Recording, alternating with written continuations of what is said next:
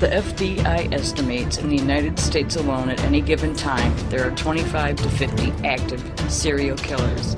Now, imagine across the world.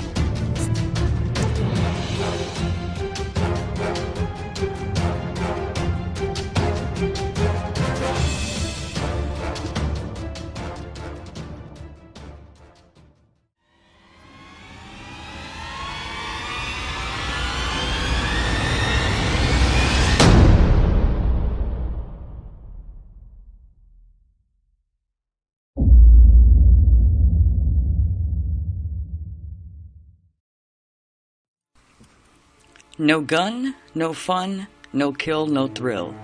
Daddy dies, mommy cries, baby fries. Ing's work time chant. Lake and Ing targeted women, but were not hesitant to abduct entire families. After killing the men and children to get them out of the way, they would hold the women captive in a custom-built room in a bunker at Lake's ranch, tie them up, torture, and rape them, videotaping each other while doing so. Sometimes they also lured men to the compound with promises of work and robbed them, after which Lake stole their identities. After killing the victims by either strangling them or shooting them, they would often bury them in shallow graves on the property, though there is evidence that some were also dismembered and burned and their remains shattered. Lake was born in San Francisco, California on October 29, 1945. When he was young, his parents separated, and he and his siblings were sent to live with their grandparents. At an early age, he began taking nude photos of his sister. This became the start of his obsession with pornography. He also enjoyed killing mice by dissolving them in chemicals. In 1965, aged 19, he enlisted in the U.S. Marine Corps and did service in Vietnam during the war as a radar operator. During his first tour, he was hospitalized for exhibiting incipient psychotic reactions, but was returned to duty after a short time.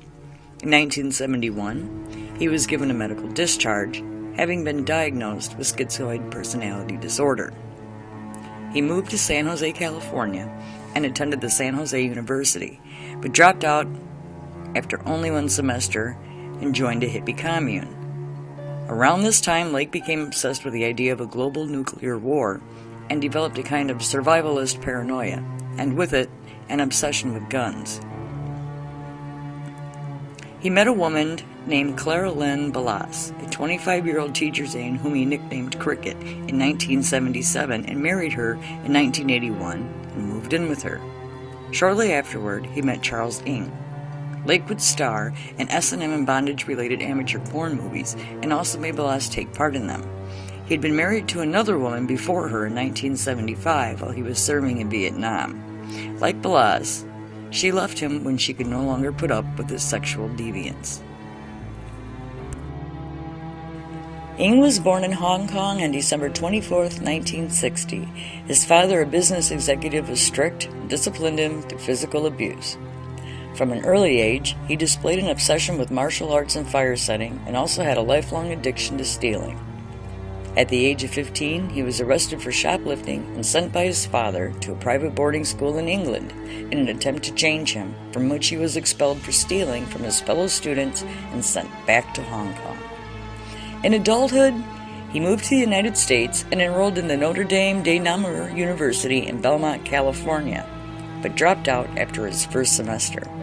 In October of '79, he was arrested in relation to a hit-and-run accident and forced to pay for damages. In 1980, he lied about his nationality and joined the United States Marine Corps. He was dishonorably discharged after less than a year for stealing automatic weapons worth $11,000 from the gun storage of the Marine Corps base in Kaneohe Bay, Hawaii. Though sentenced to 14 years, he escaped and made his way to California where he met Lake. Though some sources claim that they met when Lake posted an ad in a survivalist magazine, this cannot be confirmed. After meeting Lake, he moved into his ranch. On June 2, 1985, Ing was caught shoplifting in a hardware store in South San Francisco and fled the scene. Lake, who was with them, was arrested in their car outside the store when a .22 revolver illegally fitted with a suppressor, bullet holes, and bloodstains were found inside the car.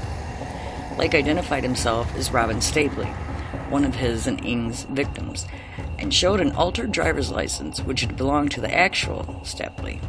Because the license listed Stapley's age as 26 and Lake was clearly older, the authorities became suspicious and arrested him. When handed a glass of water and left alone, he swallowed a cyanide tablet sewn into the secret compartment of his clothing and slipped into a coma. He was put on life support, but died after 4 days. Prior to killing himself, he wrote a suicide note revealing his and Ing's real names and confessing to their crimes.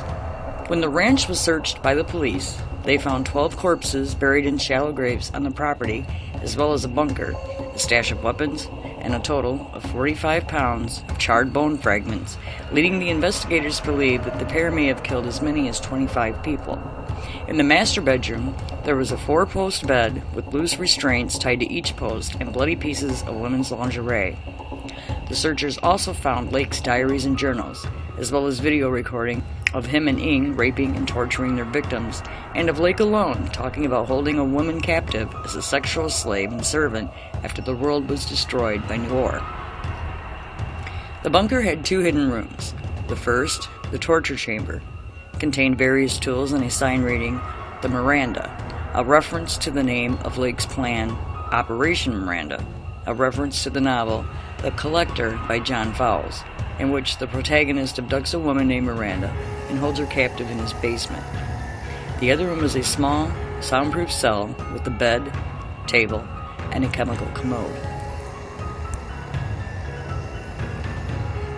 In the meantime, Ing fled to Calgary, Alberta, Canada, via Chicago and Detroit. He remained a fugitive for a month, but was once again caught shoplifting. At the police station, he fought back against 2 police officers, shooting one of them in the hand during the struggle. He was charged and convicted of shoplifting, felonious assault, and possession of a concealed firearm, and was sentenced to 4.5 years in prison. When the American investigators found out about his incarceration, they tried to have him extradited and interviewed him in prison. Ing, who spent his jail time studying American law and sometimes drawing cartoons depicting murders, some of which had been committed at the Wilseyville Ranch, admitted to his involvement in his and Lake's murders, but claimed that his part had been mostly limited to disposing of the corpses. The Canadian authorities refused to extradite him on the grounds that Canada had abolished capital punishment and Ing could be executed if he was returned to the United States. It took 6 years of legal proceedings to have him returned to California in 1991, in part because of the testimony of a man who had survived an encounter with Ing, and even then the legal battle wasn't over. It took another 7 years and over $10 million worth of taxpayers' money for him to be put on trial for murder in October of '98. In July the next year, he was found guilty by the jury on almost all counts and sentenced to death. The charges for the murder of Paul Cosner were dropped on the grounds that it couldn't be proven with absolute certainty that he had died by Ing's hand. In total, Ing's legal battle with the state of California cost over $20 million. He is currently on death row in San Quentin.